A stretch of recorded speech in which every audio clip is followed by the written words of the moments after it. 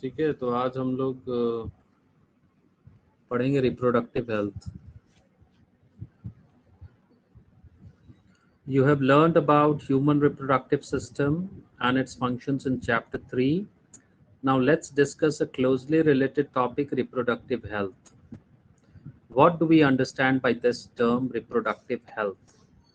The term simply refers to healthy reproductive organs with normal functions.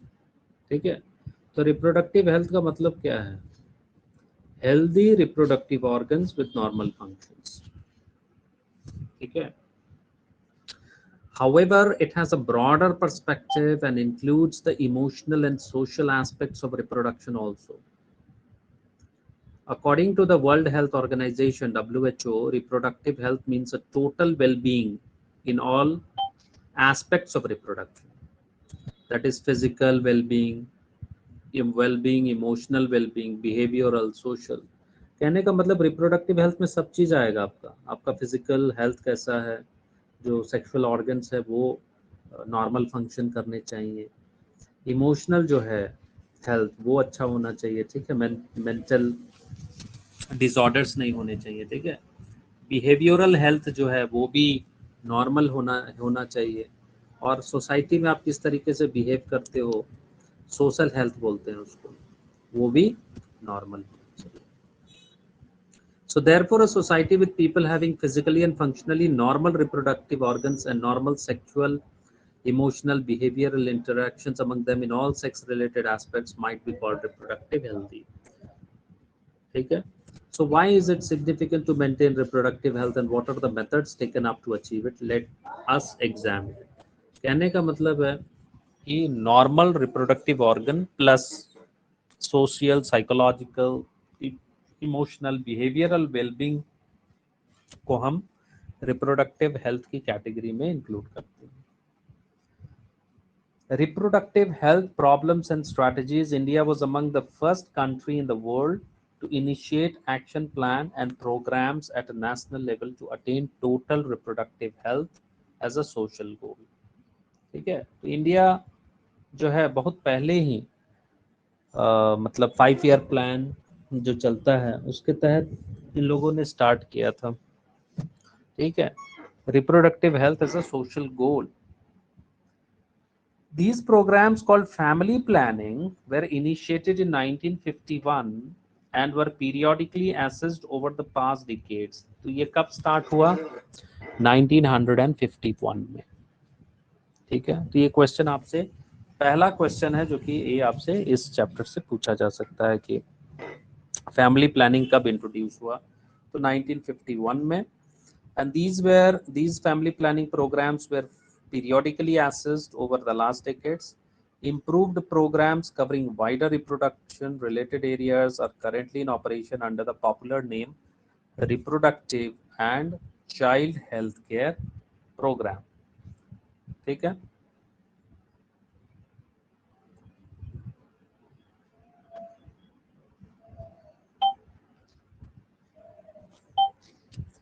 ठीक है, तो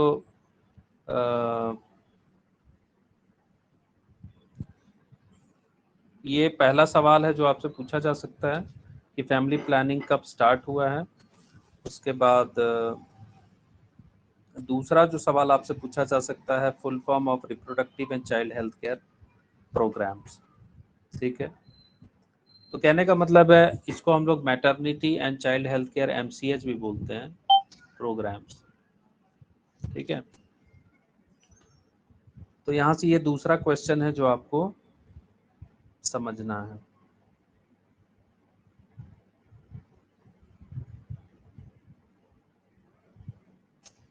ठीक है, नेक्स्ट जो पॉइंट है आपका वो है creating awareness among people about various reproduction related aspects and providing facilities for support for building up a reproductively healthy society are the major tasks under these programs. ठीक है, तो ये time to time TV, newspapers, radio, FM, ये सब जगह में आपको government के ये जो प्रोग्राम्स इसके बारे में आपको एडवर्टीजमेंट्स मिलता हुआ दिखेगा. With the help of audio visual, audio visual का मतलब जिसे आप सुनते हो और देखते हो, एंड प्रिंट मीडिया जो न्यूज़पेपर हो गया, मैगजीन्स हो गए, governmental and non governmental agencies. तो गवर्नमेंटल मतलब जो गवर्नमेंट इंस्टीट्यूशंस ऑर्गेनाइजेशंस है, और नॉन गवर्नमेंटल एजेंसीज का मतलब एनजीओज, ठीक है, जो सोसाइटल वर्क को अपटेक करते हैं। So they have taken various steps to create awareness among the people about reproduction related aspects. Parents, other close relatives, teachers, friends also have a major role in the dissemination of the above information. कहने का मतलब society का एक अपना contribution होता है कि वो सेक्स रिलेटेड इंफॉर्मेशन बच्चों को दें, ठीक है, right from schools till family. Introduction of sex education in schools should also be encouraged to provide right information to the young as to discourage children from believing in myths and having misconceptions about sex related aspects। ठीक है, तो misconceptions ना हो, myths clear हो जाएं, confusion clear हो जाएं, उसके लिए sexual education must be given in every school। So proper information about reproductive organs आपको पता चलना चाहिए, what is the function of male, structure and function of male and female reproductive organs। Adolescence में क्या होता है, किस तरह के फिजिकल और साइकोलॉजिकल चेंजेस आते हैं, what is safe and hygienic sexual practice, sexual transmitting diseases के बारे में, एसटीडीज के बारे में पता होना चाहिए, फिर अक्वायर्ड इम्यून डेफिशिएंसी सिंड्रोम जो एड्स है उसके बारे में पता होना चाहिए। So such dissemination of information about all such practices and diseases would help people, especially those in the adolescent age group, to lead a reproductively healthy life। ठीक है, so educating people, especially fertile couples and those in marriageable age group, about available birth control options, care of pregnant mothers, postnatal care of mother and child, importance of breastfeeding, equal opportunities for male and the female child, etc., would address the importance of bringing up the socially conscious healthy families of desired size। कहने का मतलब population control करना है। अब एक परिवार में कितने बच्चे होने चाहिए, उस हिसाब से जो कपल्स हैं, यंग कपल्स, और जो ऑलरेडी मैरिजेबल एज ग्रुप में हैं, कल को शादी कर सकते हैं, उनको बताना होगा बर्थ कंट्रोल ऑप्शंस के बारे में। ठीक है, साथ ही साथ कैसे प्रेगनेंसी में केयर करना है फीमेल का, फिर after pregnancy birth of the child, माँ और बच्चे जच्चा बच्चा का केयर कैसे करना है। ठीक है, तो वो सब सारी चीज़ों को बताया जाता है। ठीक है, अपार्ट फ्रॉम ब्रेस्ट फीडिंग कब तक करनी चाहिए। ठीक है, और उसके बाद फीमेल फिटिसाइड ना हो, मेल और फीमेल चाइल्ड बराबर है, उसका भी इम्पोर्टेंस सोसाइटी में जाना चाहिए।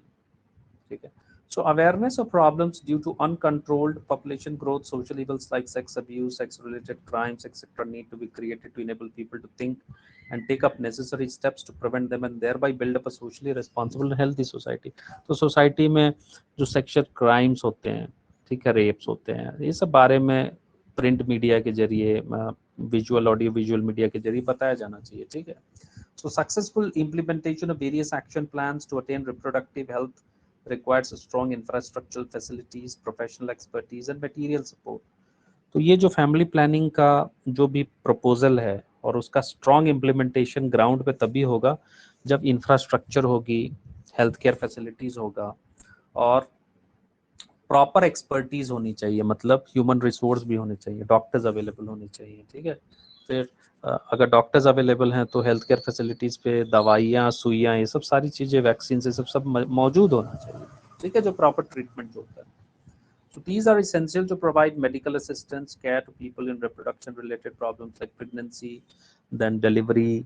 ठीक है, तो जो हेल्थ केयर फैसिलिटीज़ हैं वहाँ पे ये सब सारे इंफ्रास्ट्रक्चर मौजूद होना चाहिए जो कि प्रेगनेंसी रिलेटेड ऑर्डर्स को ट्रीट कर पाए, डिलीवरी केसेस को ट्रीट कर पाए। उसके बाद अपार्ट फ्रॉम दैट एसटीडीज जो सेक्सुअली ट्रांसमिटेड डिजीजेज होते हैं, अबॉर्शंस होते हैं, कॉन्ट्रासेप्शंस होते हैं, देन मेंस्ट्रुअल प्रॉब्लम्स, जो इनफर्टिलिटी प्रॉब्लम्स होते हैं कपल्स में, ये सब सारी चीज़ों के बारे में जानकारी होना चाहिए। So there must be a levelled up good expertise। So implementation of better techniques and new strategies from time to time are also required to provide more efficient care and assistance to people, and there must be put up a statutory ban on amniocentesis in fetal sex determination test based on the chromosomal pattern in the amniotic fluid surrounding the developing embryo for sex determination to legally checking increase in female feticides, massive child immunization programs are all some programs that merit mention in this case. अब यहाँ पे एक चीज जो exam में पूछता है वो है amniocentesis के बारे में, ठीक है। तो amniocentesis एक्चुअली है क्या? तो this is a sex determination test, जो फीटस का क्या सेक्स है, मेल है कि फीमेल होगा कल को, ये पता किया जा सकता है। कैसे पता करते हैं? तो हम देख लेते हैं एक्स और वाई क्रोमोसोम का पैटर्न, ठीक है।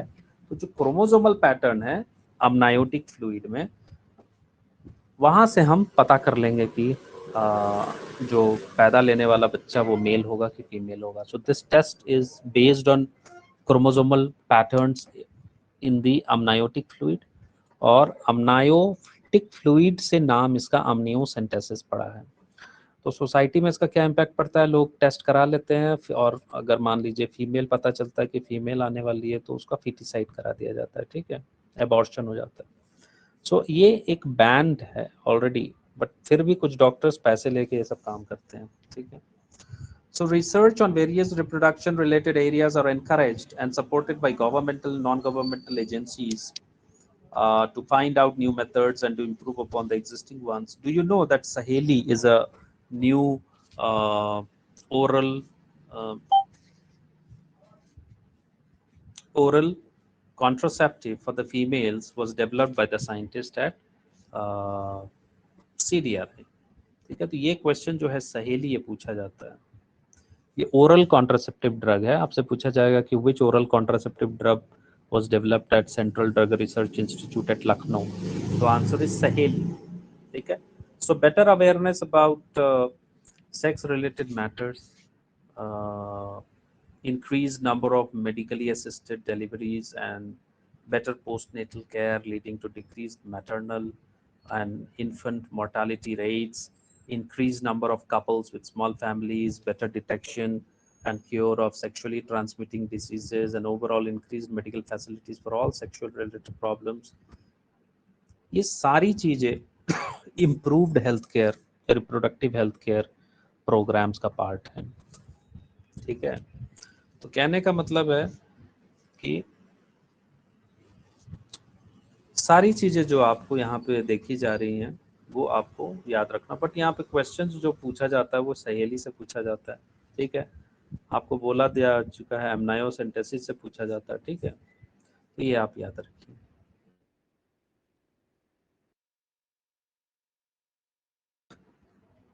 Population explosion and birth control. So in the last century, and all round development in various fields significantly improved the quality of life of people. So increased health facilities along with better living conditions had an explosive impact on the growth of population. 2000 मतलब 1900 में जो population था लगभग 2 billion था, और 2000 में वो बढ़ के कितना हो गया? 6 बिलियन हो गया। तो ये जो डेटा है ये सब भी एग्जाम में पूछ सकते हैं, ठीक है। तो आपसे पूछेगा कि 1900 से 2000 के बीच में पॉपुलेशन कितना बढ़ा, तो आंसर इज 6 बिलियन था, अभी 6 बिलियन, 2 बिलियन से 6 बिलियन हुआ, मतलब 4 बिलियन का इंक्रीज हुआ। ये क्वेश्चन पूछ सकते हैं। A similar trend was observed in India too. Our population was approximately 350 million at the time of independence and close to 1 billion mark by 2000, और मई 2000 में 1 बिलियन क्रॉस कर चुका था, 100 करोड़ का पॉपुलेशन, ठीक है। So that means every 6th person in the world is an Indian. So a rapid decline in death rate, लोग मर कम रहे हैं, ठीक है, डेथ रेट कम हो गया है। मैटरनल मोर्टालिटी रेट घट गई है, ठीक है, MMR बोलते हैं मैटरनल मोर्टालिटी रेट, और इन्फेंट मोर्टालिटी रेट IMR, जो बच्चे हैं छोटे 1 साल से कम उनको इन्फेंट बोला जाता है, तो उनका मृत्यु दर कम हो गया, mortality rate.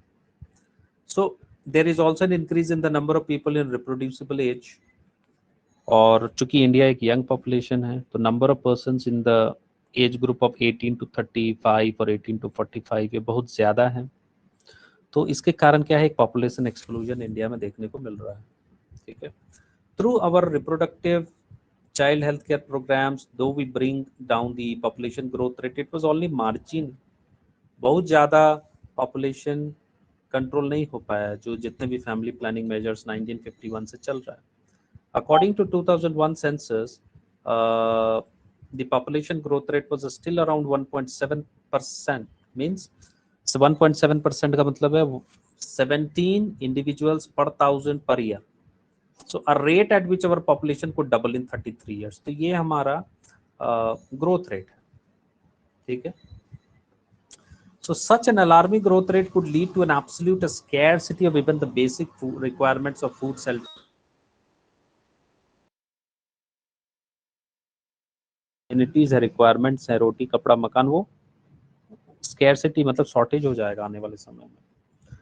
So in spite of the significant progress made in controlling areas in healthcare, therefore the government was forced to take up serious measures to check up population growth rate.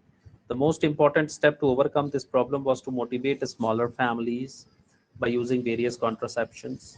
You might have seen advertisement in the media as well as in poster bills showing a happy couple with 2 children with the slogan "हम दो हमारे दो." ठीक है, तो चूंकि population काफी तेज गति से बढ़ रहा था तो एक स्लोगन दिया गया बहुत पहले, हम दो हमारे दो.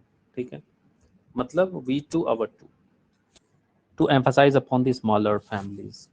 So many couples, mostly the young urban working ones, have even adopted one child norm. ठीक है, तो चाइना जो अपना पॉपुलेशन कंट्रोल किया था वो वन चाइल्ड पॉलिसी के जरिए कंट्रोल किया था. दूसरा क्या प्रोग्राम गवर्नमेंट के पास था कि statutory raising marriageable age of the female to 18 years and that of males to 21 years. ठीक है, तो फीमेल 18 साल के बाद शादी कर सकती है, मेल 21 साल के बाद शादी, मतलब लीगल एज जो है मैरिज का ये 18 और 21 है. ठीक है, जिसको बढ़ा करके लास्ट दिसंबर 2021 में 15 दिसंबर 2021 को मोदी गवर्नमेंट ने क्या किया, वो फीमेल का लीगल एज जो बढ़ा के कर दिया है वो 21 ईयर्स कर दिया है.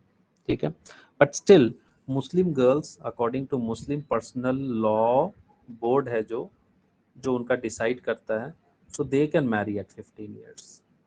ठीक है, ये अलग है. ठीक है,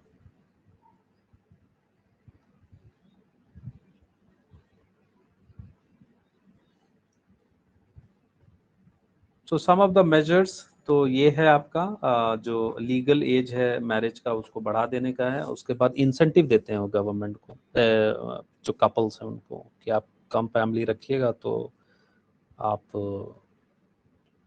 कुछ पैसे मिल जाएंगे. जैसे फीमेल फीटिसाइड को रोकने के लिए किया गया है कि 5,000 10,000 देते हैं पर फीमेल. ठीक है, और अब ये भी किया जा रहा है कि जिन जो 2 बच्चे हैं वही पंचायत चुनाव लड़ पाएंगे इस टाइप से. तो ये सब इंसेंटिव आने वाले समय में आने वाला. So an ideal contraceptive should be user friendly और इजीली अवेलेबल होना चाहिए. कॉन्ट्रासेप्टिव मेथड्स पे भी जोर दिया गया था. यूजर फ्रेंडली होना चाहिए, फिर आसानी से अवेलेबल होना चाहिए, इफेक्टिव होना चाहिए, रिवर्सिबल होना चाहिए विद लीस्ट साइड इफेक्ट्स. ठीक है, तो जो कॉन्ट्रासेप्टिव मेजर्स इस्तेमाल करते हैं also should in no way interfere with the sexual drive, desire and the sexual act of the user. ठीक है, जो sexual act है उससे interfere भी नहीं करना है. ठीक है, wide range of the contraceptive methods are presently available which could be broadly grouped into the following categories, namely natural and traditional methods, then barriers, then intrauterine devices, oral contraceptives, injectables, implants, surgical methods. तो ये इतने तरीके के कॉन्ट्रासेप्शंस या contraceptive methods available हैं जो कि कोई भी इस्तेमाल कर सकता है. तो सबसे पहले हम लोग डिस्कस करेंगे नेचुरल मेथड्स. तो natural methods work on the principle of avoiding chances of meeting of ओवा एंड स्पर्म. ठीक है, क्योंकि अगर हम ओवम और स्पर्म की मीटिंग को रोक सकते हैं तो प्रेगनेंसी ऑब्वियसली होगी. So one of the method is periodic abstinence is one such method in which the couples avoid or abstain from coitus. मतलब कि फीमेल मेल क्या करेंगे, सेक्सुअल इंटरकोर्स से नहीं करेंगे. कब से कब नहीं करेंगे, from day 10 to day 17 of the menstrual cycle. मतलब डे 10 टू डे 17 ये जो 7 दिन होता है मैक्सिमम फर्टिलिटी होती है and chances of conception are higher. तो हम क्या करेंगे, we will avoid the process. Where ovulation could be expected. Ovulation कब एक्सपेक्ट होता है आपको पढ़ाया जा चुका है 14th डे. ठीक है, तो ये 10 से 17वां दिन पीरियोडिक एब्सटीनेंस बोलेंगे, मतलब कि not involving in the sexual intercourse. So chances of fertilisation are very high. ठीक है, during this period it's called the fertile period. So therefore by abstaining from coitus during this period, conception could be prevented. तो ये one of the most important methods है जिसको कहा जाए. Withdrawal or coitus interruptus is another method in which the male partner withdraws his penis from the vagina just before ejaculation so as to avoid insemination. ये भी एक method है. During the act of sexual intercourse, deposition of sperm is not done. ठीक है, तो उसको हम लोग withdrawal बोलते हैं या coitus interruptus बोलते हैं. Then the third is the lactational amenorrhea, which is the absence of menstruation method based on the fact that ovulation and therefore the cycle do not occur during the period of intense lactation followed by parturition. ठीक है, तो lactational amenorrhoea किसको बोलेंगे? After parturition में child birth के बाद जब lactation mother lactate कर रही है और बच्चा फीड कर रहा है, ब्रेस्ट फीड कर रहा है, तो during that period of intense lactation जो है आपका ओव्यूलेशन और मेंस्ट्रुअल साइकिल ऑकर नहीं करेगा.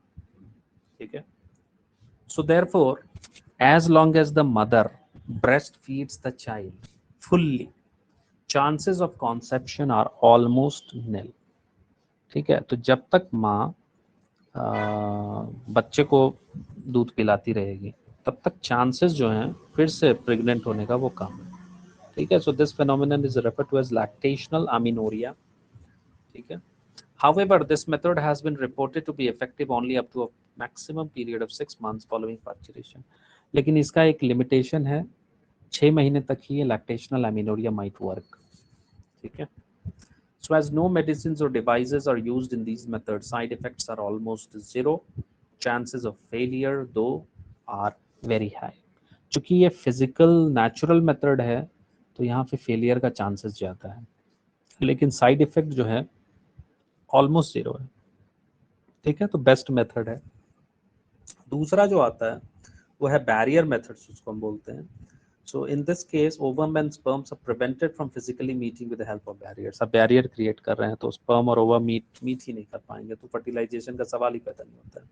So such methods are available for both male and females. One of the barrier is called condoms. ठीक है, जिसका एडवर्टीजमेंट आपको हमेशा विजुअल मीडिया में देखने को मिलता रहेगा.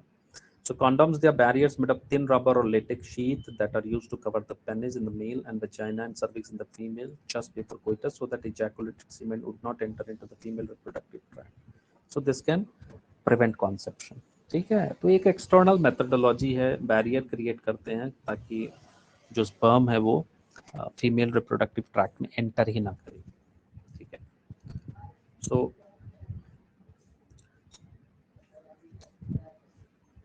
निरोध is a popular brand of the condom. ये भी पूछा जाता है निरोध क्या है. ठीक है, चूंकि आपके एनसीईआरटी में दिया है, there are many other brands also, but Nirodh चूंकि एनसीईआरटी में दिया है तो ये पूछ सकते हैं. This is a popular brand of condom for male. So use of condoms has increased in recent years due to its additional benefit of protecting the user from contracting sexually transmitted diseases such as acquired immune deficiency syndrome. ठीक है, तो कहने का मतलब है कि ये सब डिजीजेस ना हो उसके लिए भी during sexual coitus act condom का इस्तेमाल करना चाहिए. So both the male and the female condoms are disposable, can be self inserted and thereby gives privacy to the user. ठीक है, तो ये डू इट योरसेल्फ टास्क है, इसमें किसी प्रोफेशनल एक्सपर्ट की आवश्यकता नहीं होती है, आदमी खुद ब खुद सेल्फ इंसर्ट कर सकता है, इसलिए ये एक तरह का प्राइवेसी मिल रहा है. So these are advantages. तो आपसे पूछा जा सकता है एडवांटेजेस क्या हैं फॉर यूजिंग कॉन्डम, तो आप बोल सकते हो प्राइवेसी है, सेल्फ इंसर्ट मतलब प्रोफेशनल एक्सपर्टीज नहीं चाहिए इसमें. उसके बाद आता है डायफ्राम, सर्विकल कैप्स एंड बॉल्स. They are also barriers made of rubber that are inserted into the female reproductive tract to cover the cervix during coitus. They prevent conception by blocking the entry of sperms through the cervix. They are reusable. उसके बाद spermicidal creams हैं, jellies हैं, foams हैं. They are also used along with these barriers to increase the contraceptive efficiency. तो आपसे पूछा जाएगा, what are the methods of female contraception barriers? ठीक है, the barrier methodology used by females. So answer is apart from female condoms, diaphragm, cervical caps and balls. ठीक है, इनका काम यही है कि स्पर्म की एंट्री को ब्लॉक करते हैं, ना रिप्रोडक्टिव ट्रैक में पहुंच ही ना पाए. उसके बाद दूसरा है क्रीम्स, स्पर्मिसाइडल। स्पर्मिसाइडल का मतलब होता है creams and jellies which can kill sperms, ठीक है। सो ये जो क्रीम्स हैं, जेलीज हैं, फोम्स हैं, ये स्पर्मिसाइडल। स्पर्मिसाइडल का मतलब है समथिंग दैट किल्स, ठीक है, तो स्पर्म्स को किल कर देंगे। तो कहने का मतलब है ये सब सारा चीज इस्तेमाल किया जाता है। अब यहाँ पे डायग्राम में आप देख सकते हो, this is the condom for the male and this is the condom for female. तो ये डायग्राम उठा के दे देंगे एग्जाम में, पूछेंगे एक्चुअली है क्या, ठीक है। अब यहाँ पे एक चीज और आपको दिख रहा है, ये कॉपर टी लूप, इसको हम कट बोलते हैं, copper CU and T, so we can in short form we can call it cut, ठीक है। कट के बारे में समझते हैं हम लोग,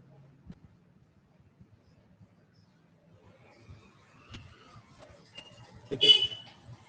So another effective and popular method is the use of IUDs. IUDs is intrauterine devices. So these devices are inserted by professional experts like doctors and nurses in the uterus through the vagina. तो हम क्या करते हैं, चूंकि ये intra यूटेरिन device है तो इसको यूटेरस में फिट किया जाता है, ठीक है, और उसके लिए प्रोफेशनल एक्सपर्ट की आवश्यकता आपको पड़ेगी. So these intrauterine devices are presently available as non-medicated IUDs. Non medicated IUDs में आपका आएगा लिप्स लूप, उसके बाद कॉपर रिलीजिंग आईयूडीज जो होते हैं उनमें आएगा cut, copper T, copper 7, Multiload 375. तो ये सब जो एग्जांपल्स हैं ये आपको याद रखना. उसके बाद हार्मोन रिलीजिंग आईयूडीज जो होते हैं वो प्रोजेस्टा सर्ट हो गया, LNG-20 हो गया, ठीक है. तो आपसे यहाँ एग्जाम्पल पूछेगा कि हार्मोन रिलीजिंग आईयूडी का नाम बताइए, तो क्या क्या है, प्रोजेस्टा सर्ट, LNG-20. उसी तरह आपसे पूछेगा कॉपर रिलीजिंग आईयूडी का नाम बताइए, तो कॉपर टी, कॉपर 7, मल्टीलोड 375. उसके बाद नॉन मेडिकेटेड आईयूडी पूछेगा तो लिप्स लूप. तो ये काफी इंपॉर्टेंट क्वेश्चन है, ठीक है, वेरी इंपॉर्टेंट. उसके बाद आपसे पूछा जा सकता है कि ये प्रोसेस क्या है, कैसे फंक्शन करते हैं. So IUDs increase phagocytosis of sperms with in the uterus.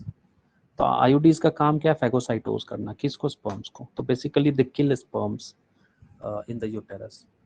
And the copper ions released suppress sperm motility and the fertilising capacity of sperms. और ये जो कॉपर टी है, कॉपर 7 है, मल्टीलोड 375 है, ये क्या करते हैं, चूंकि कॉपर रिलीज हो रहा है तो ये कॉपर क्या करेगा, स्पर्म के साथ इंटरेक्ट करेगा.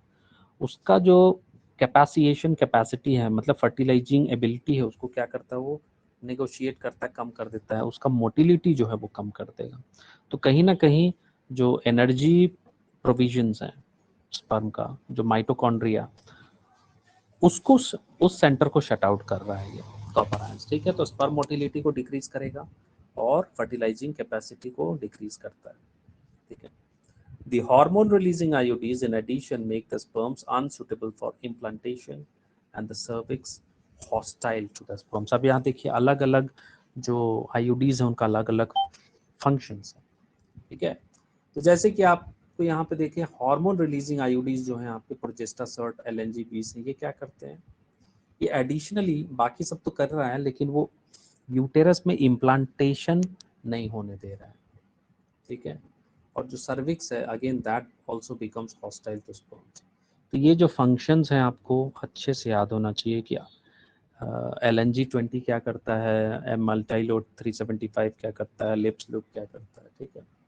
सो we can say that these IUDs are ideal contraceptives for the females who want to delay pregnancy and space children. कहने का मतलब बच्चा पैदा करना नहीं चाह रही हैं या दो बच्चों के बीच में डिस्टेंस 2 साल 4 साल 5 साल जो करना चाहता है उसको बोलते हैं spacing the children. So it is one of the most widely accepted methods of contraception in India. Again this question is asked, ठीक है. तो कहने का मतलब है वाइडली एक्सेप्टेड आईयूडीज का इस्तेमाल काफी इंपॉर्टेंट है. अब आता है आपका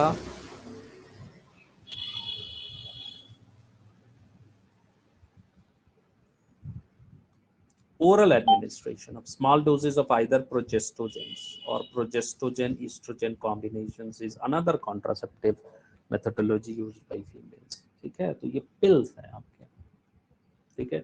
और इनमें आपको जो हार्मोन्स जो यूज होते हैं वो क्या होते हैं, प्रोजेस्टोजेंस या तो फिर प्रोजेस्ट्रोजेन और ईस्ट्रोजेन का कॉम्बिनेशन। तो ये क्वेश्चन भी आपसे पूछा जाता है कि ये जो ओरल पिल्स होते हैं इनमें आखिर होता क्या है, ठीक है, कौन कौन से हार्मोन्स होते हैं। So answer is progestogen and or progestogen estrogen combination. So they are used in the form of tablets and hence are called the pills. So pills have to be taken daily for a period of 21 days, starting preferably within the first 5 days of menstrual cycle. तो ये भी सवाल पूछा जाता है कि pills लेने की प्रक्रिया क्या है। तो मेंस्ट्रुअल साइकिल के स्टार्ट होने के पहले 5वें दिन से आप इसको स्टार्ट करते हो 21 दिनों तक।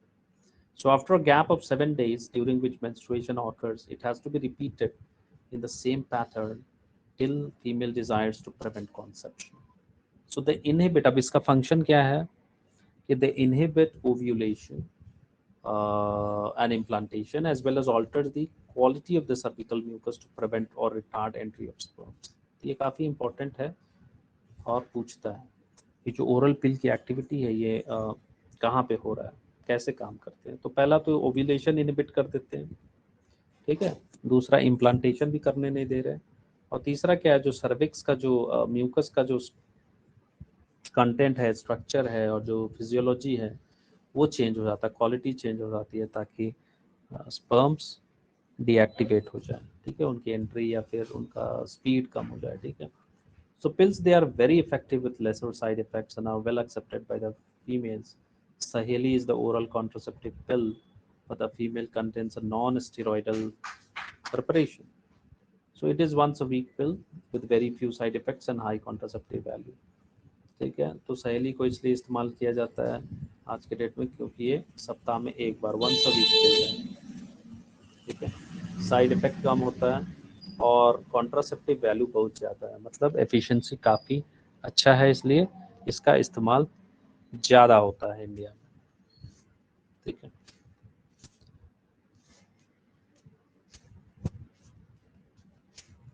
अब यहाँ पे आप ये डायग्राम देख सकते हैं, ये इम्प्लांट का डायग्राम दिया हुआ है। उसके बाद जो प्रोजेस्ट्रोजेंस अलोन और in combination with oestrogens can also be used by females as injections और इम्प्लांट्स अंडर द स्किन, ठीक है। तो आपको ओरल पिल्स में ये हार्मोन्स मिले, अपार्ट फ्रॉम दैट इम्प्लांट्स में भी इन हार्मोन्स को आप यूज कर सकते हैं, ठीक है। जैसे फिगर 4.3 में आप ये इम्प्लांट देख रहे हैं, ठीक है, तो इसमें वही प्रोजेस्ट्रोजेन और प्रोजेस्ट्रोजेन ईस्ट्रोजेन कॉम्बिनेशंस यूज हो रहा है। So their mode of action is similar to that of pills and their effective periods are much longer, ठीक है। तो इम्प्लांट्स और पिल्स में क्या अंतर है कि इनकी जो एफिकेसी वो ज़्यादा समय तक होती है, ठीक है। Administration of progestogens or progestogen estrogen combinations of IUDs within 72 hours of coitus have been found to be very effective as emergency contraceptives, as they could be used to avoid possible pregnancy due to rape or casual unprotected intercourse. तो कहने का मतलब अगर casual और rape या फिर जो भी है 72 घंटे के अंदर अगर हम इसका इस्तेमाल कर लेते हैं तो ये काम कारगर साबित हो जाता है, तो इसलिए इसको हम लोग बोलते हैं इमरजेंसी कॉन्ट्रासेप्टिव। तो ये याद रखना है आपको, इमरजेंसी कॉन्ट्रासेप्टिव जो है वो क्या है, basically it's the administration of hormones like progestogen और प्रोजेस्ट्रोजेन एस्ट्रोजेन कॉम्बिनेशंस या आईयूडीज, ठीक है। देन अपार्ट फ्रॉम इसके अलावा जो पॉपुलर चीज़ें हैं वो हैं सर्जिकल मेथड्स, ठीक है, मतलब नसबंदी जिसको बोलते हैं, sterilization. So these are generally advised for the male female partner as terminal method, मतलब चूंकि irreversible है तो terminal बोला जाएगा, ठीक है, मतलब आप रिवर्ट नहीं कर सकते सर्जिकल प्रोसेस को। So to prevent any more pregnancy, मान लीजिए 3 बच्चे हो गए, अब चौथा नहीं चाहिए तो आप क्या करते हो, नसबंदी करा लेते हो। So that is called sterilization, surgical. So surgical intervention blocks gamete transport and thereby prevent conception. तो इसका मेन फंक्शन क्या है, गेमेट के मूवमेंट को स्टॉप कर देना, ट्रांसपोर्ट को स्टॉप कर देना, ठीक है। तो कॉन्सेप्शन होगा कहाँ। तो sterilisation procedure in the male is called vasectomy, ठीक है, वैसिक्टोमी। आप यहाँ देख सकते हो, this figure is dealing with vasectomy and that in the female it is called tubectomy, और ये 4.4b जो है ट्यूबेक्टोमी बता रहा है। अब यहाँ पे आप वैसिक्टोमी में आप देख सकते हैं ये जो वास्ट डिफरेंस है इसको क्या करेंगे, काटेंगे और उसको फिर कट कर देंगे, ठीक है। तो होगा क्या, स्पर्म का ट्रांसपोर्ट ही ब्लॉक हो गया। उसी तरह यहाँ पे देखिए, यहाँ पे आपका फैलोपियन ट्यूब को कट किया जाता है और उसको फिर उसको टाई कर दिया जाता है। तो जो ओवरी रिलीज करती है, मान लेते हैं एग को, तो वो पहुँचेगी यहाँ, बट वहाँ यहाँ तक पहुँच ही नहीं पाएगी। उसी तरह स्पर्म यहाँ से यहाँ जा ही नहीं पाएगा, ठीक है, यहाँ से तो ये आगे जाएगा ही नहीं इधर, ठीक है। तो कहने का मतलब है, in male it is refer to as vasectomy because vas deferens is cut and tied to stop. And दूसरा जो है आपका ट्यूबेक्टोमी है, क्योंकि उसमें फैलोपियन ट्यूब को कट करते हैं और टाई करते हैं। पर्पस क्या है, पहले में वैसिक्टोमी में स्पर्म का जो मूवमेंट है वो ब्लॉक हो जाता है, ठीक है, और ट्यूबेक्टोमी में ओवरी मूव नहीं कर पाएगा, ठीक है, ओवम मूव नहीं कर पाएगा, ठीक है, ओवरी से जो रिलीज हो रहा है। So in vasectomy, a small part of the vasa deferens is removed or tied up through the small incision on the scrotum, and in the tubectomy, small part of the fallopian tube is removed or tied up through a small incision in the abdomen or through vagina. So these techniques are highly effective, but their reversibility is very poor. तो effectiveness तो काफ़ी ज़्यादा है, क्योंकि ये surgical method है और irreversible है, इसलिए इफेक्टिवनेस ज़्यादा है। लेकिन अगर कोई चाहेगा कि इसको हम रिवर्ट करने का प्रयास करें, तो उसके चांसेस बहुत मिनिमल होते हैं, ठीक है, काफ़ी मिनिमल होगा।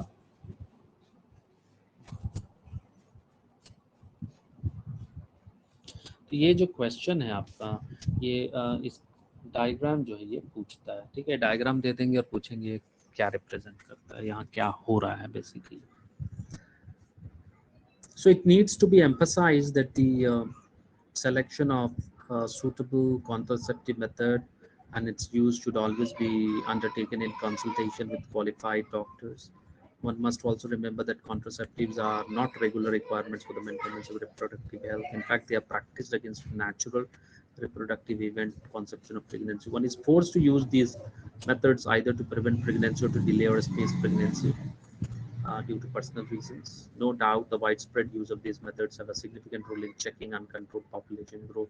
However, there are possible ill effects like nausea, abdominal pain, breakthrough bleeding, irregular menstrual bleeding, or even breast cancer, तो not very significant totally.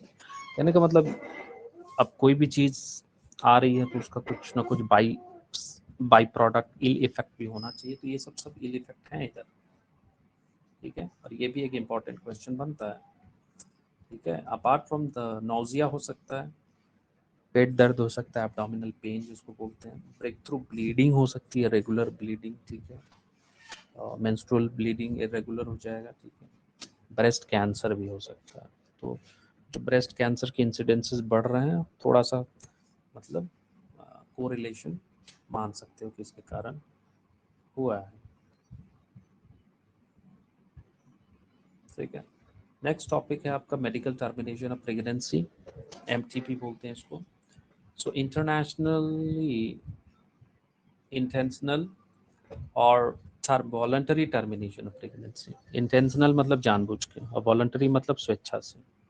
आप प्रेगनेंसी को क्या कर रहे हैं, फुल टर्म तक कंप्लीट नहीं होने दे रहे हैं और टर्मिनेट कर दे रहे हैं, तो उसको हम लोग मेडिकल टर्म में एमटीपी या मेडिकल टर्मिनेशन ऑफ प्रेगनेंसी बोलते हैं, या इंड्यूस्ड एबॉर्शन बोलते हैं, simple term. So nearly 45 to 50 million MTPs are performed in a year all over the world, which accounts to 1/5 of the total number of conceived pregnancy in a year. So obviously MTP has a significant role in decreasing the population, though it is not meant for that purpose.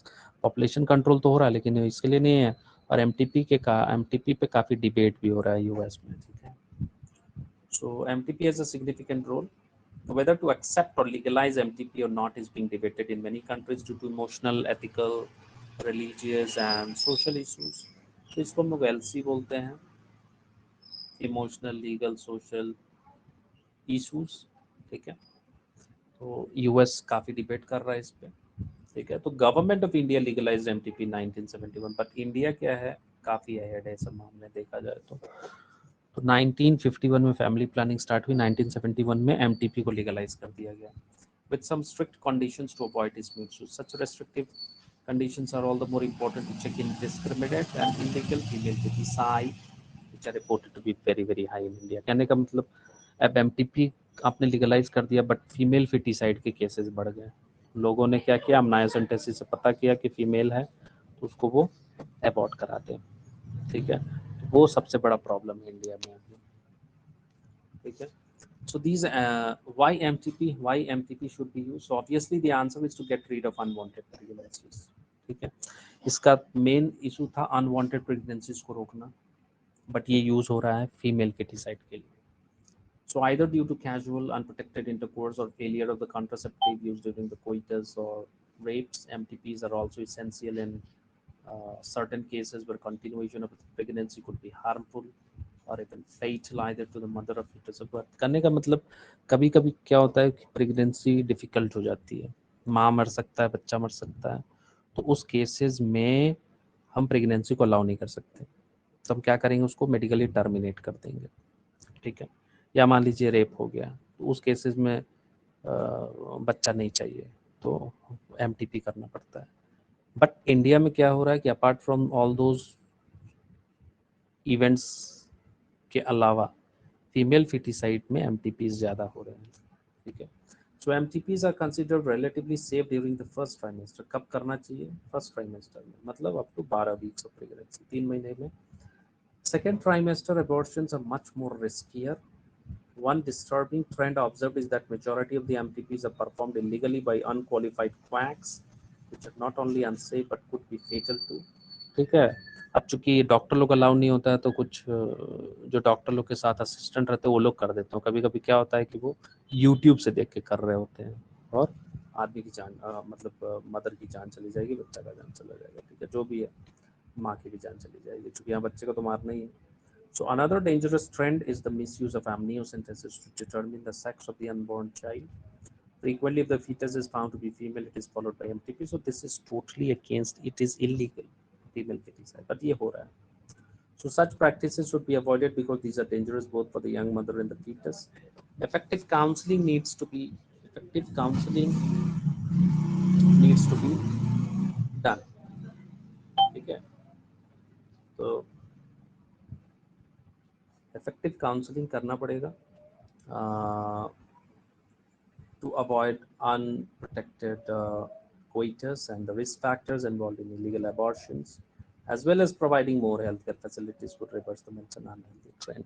तो कहने का मतलब यहाँ से जो आपसे सवाल पूछा जाएगा कि एमटीपी का यूज क्या है, तो abort unwanted pregnancies. Okay fine, problematic कैसे हो गया, तो क्योंकि यहाँ पे फीमेल फिटिसाइड बढ़ जा रहा है सोसाइटी में।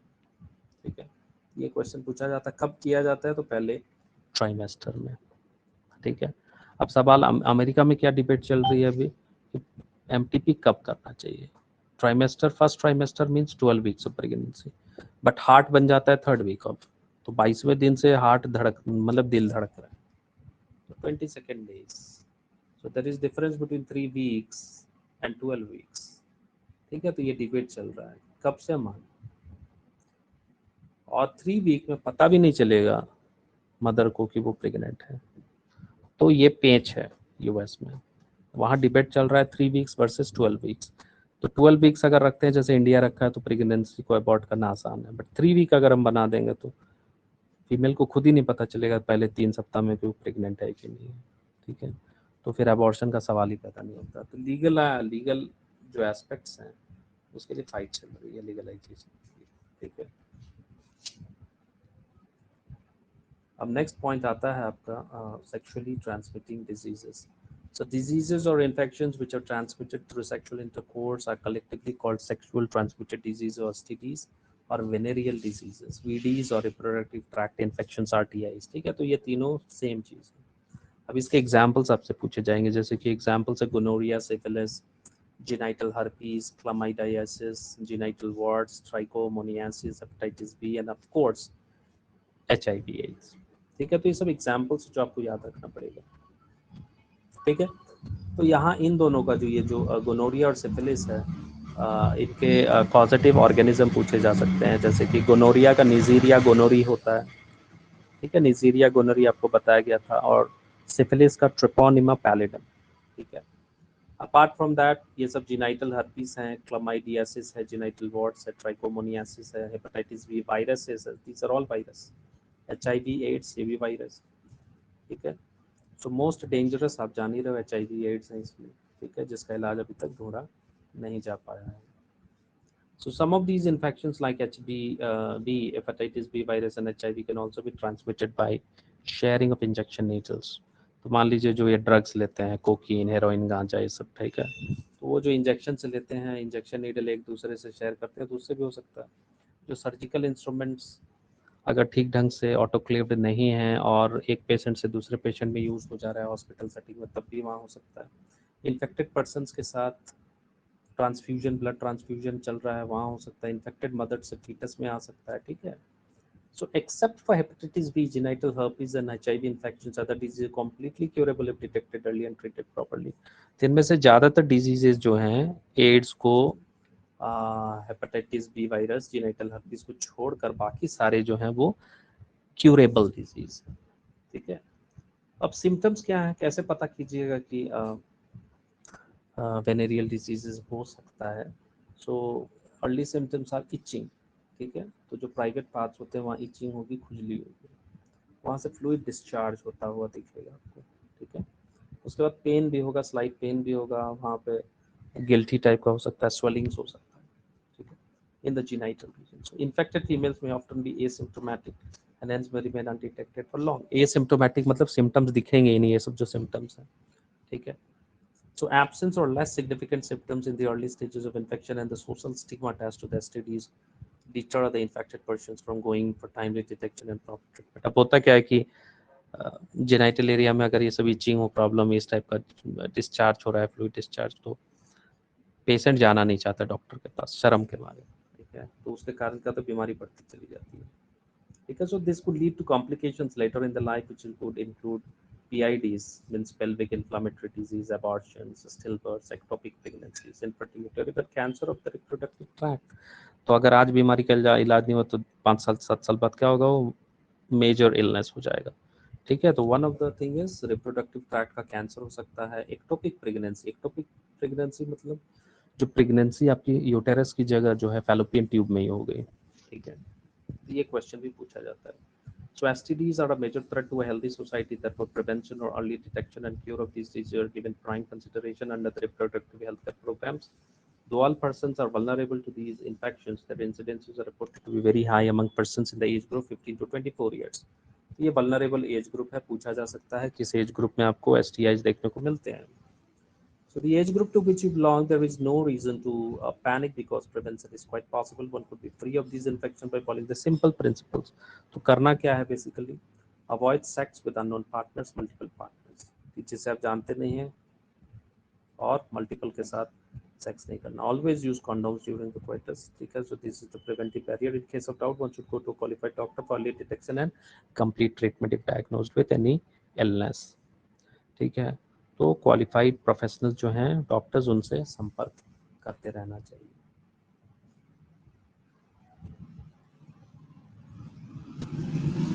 अब आती है बात इनफर्टिलिटी की. ये कॉमन प्रॉब्लम है आज के सिनेरियो में.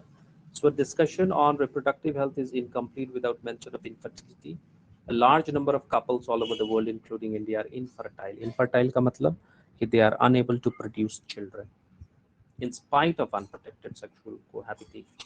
So the reasons क्यों बच्चा पैदा नहीं कर पा रहे हैं, मेनी कुछ हो जाता है, कंजेनाइटल होते हैं, कुछ फिजिकल रिलेशन मतलब कंडीशंस हो सकते हैं, रिप्रोडक्टिव ऑर्गन सही ढंग से काम नहीं कर रहा, तो वो है कंजेनाइटल. मतलब right from the birth defects होंगे, कुछ इंटरनल डिजीजेज होंगे, ड्रग्स आप ले रहे हो, दवाइयाँ ले रहे हो जिसके कारण भी हो सकता है, कुछ इम्यूनोलॉजिकल या साइकोलॉजिकल, ठीक है.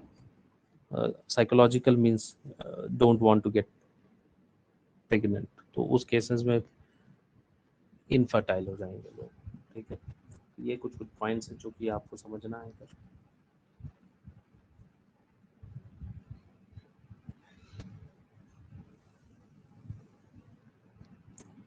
So in India, often the female is blamed for couple being childless, but more often than not, the problem lies in the male partner. तो इंडिया में क्या है, फीमेल को ब्लेम किया जाता है, बट प्रॉब्लम तो कहीं पे भी हो सकती है.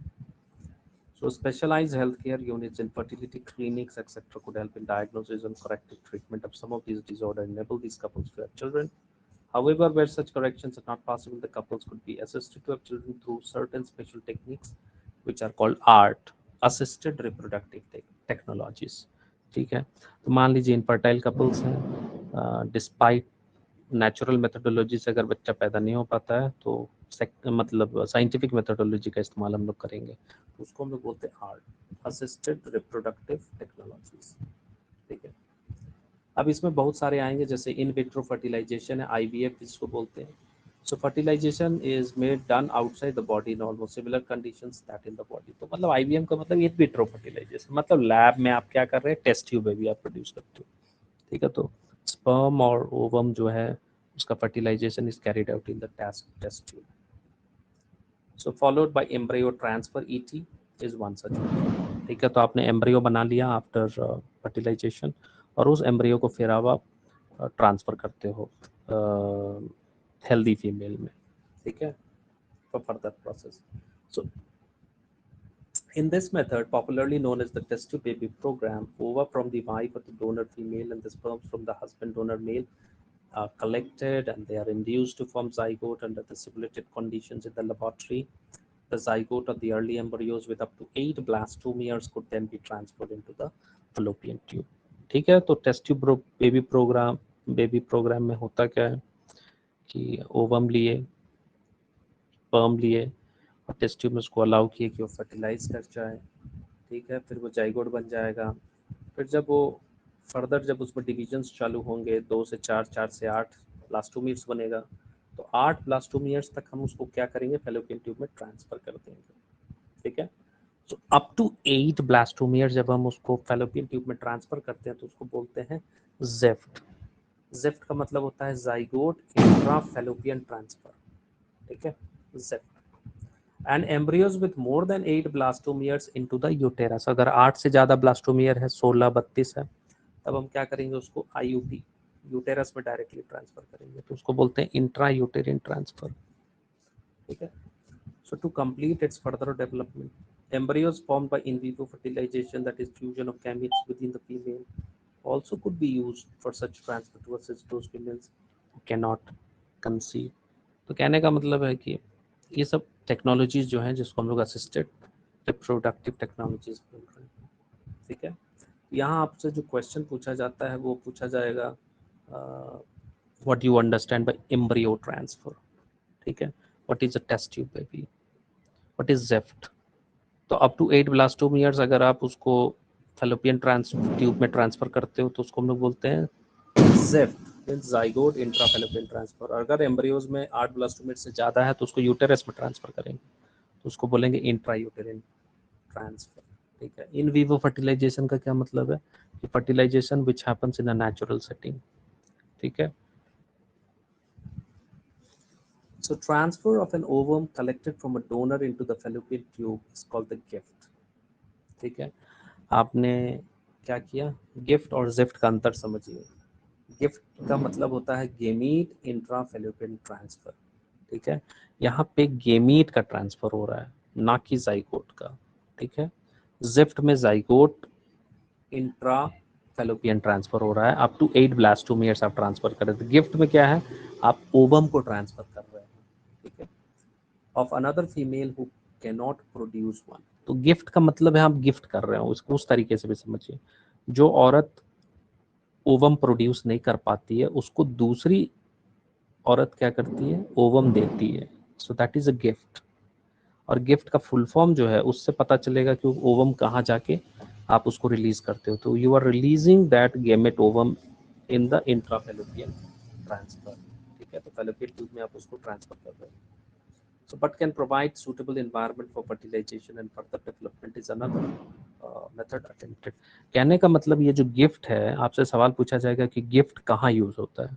तो गिफ्ट उन औरतों में यूज होता है जो कि जिनको प्रॉब्लम है एग बनाने में, बट अदरवाइज उनका रिप्रोडक्टिव सेटअप जो है, uterus is good enough to be implanted and further development baby का हो सकता है.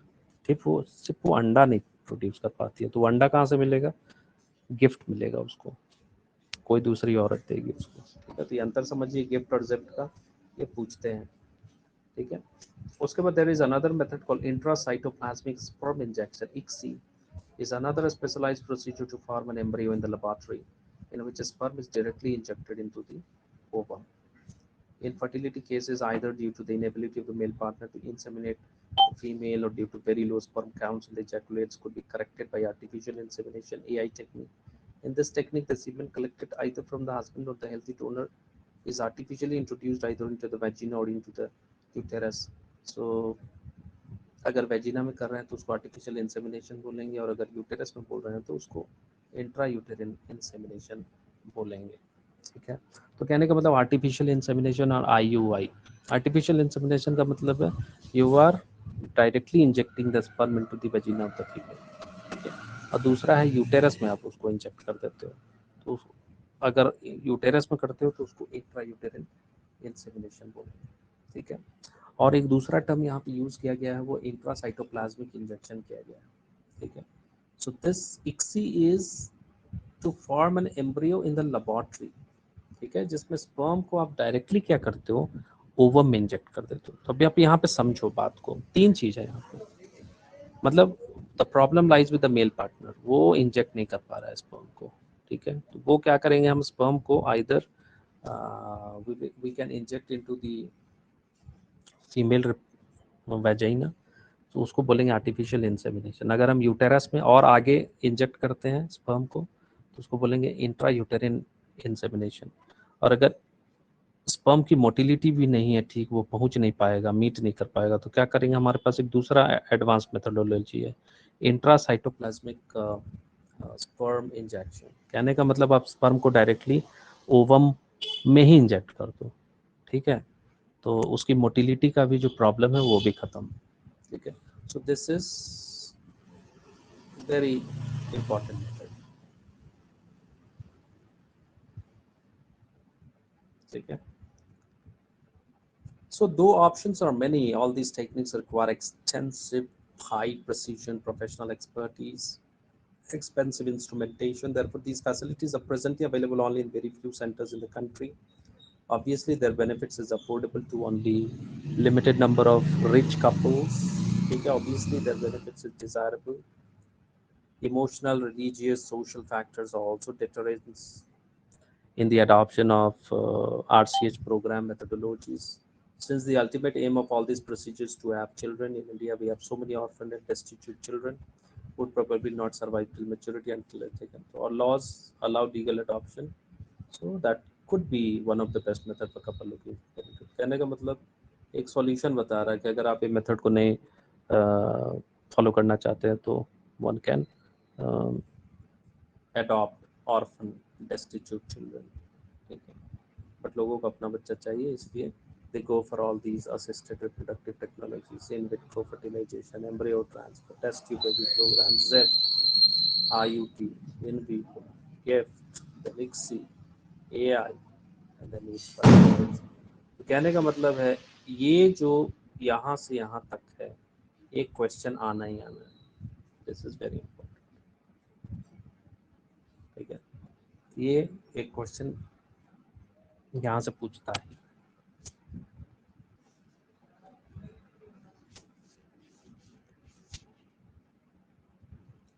अब ये समरी है आपका। So reproductive health refers to total well-being in all aspects of reproduction, that is physical, emotional, behavioral, social. Our nation was the first nation in the world to initiate various action plans at national levels towards attaining a reproductive healthy society. So family planning was started in 1951.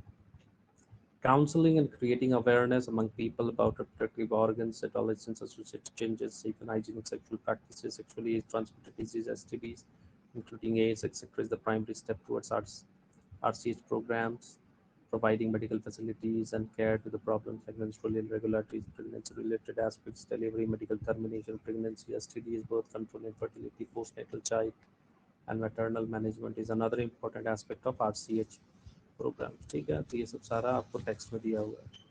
An overall improvement in reproductive health has been taken place in a country as indicated by reduced and infant mortality rates, early detection, cure of STDs, assistance to infertile couples, improved health facilities and better living conditions promoted an explosive growth of population. Such a growth necessitated intense propagation of contraceptive methods.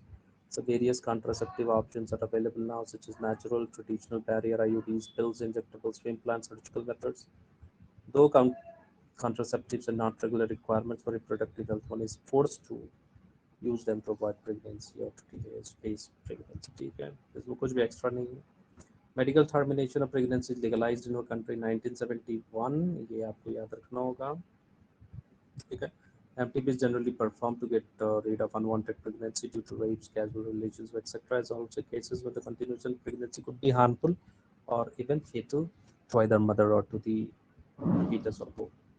So detection or infections transmitted through sexual intercourse are called STDs. Pelvic inflammatory diseases, stillbirth, infertility are some of the complications of them.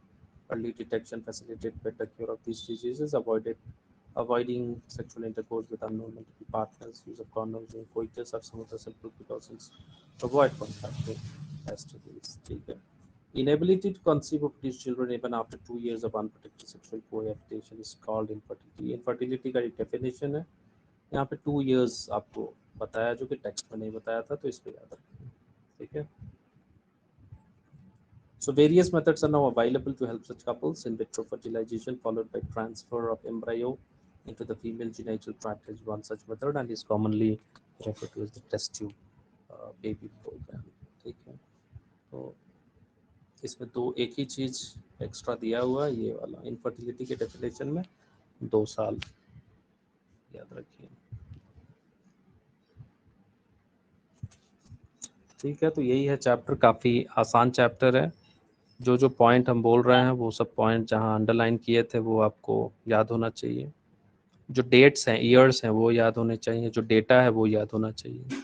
ठीक है. और जो black dots से जो bold letters लिखा हुआ है वो सब याद होना चाहिए. ठीक है. समझ में आया ये? हेलो.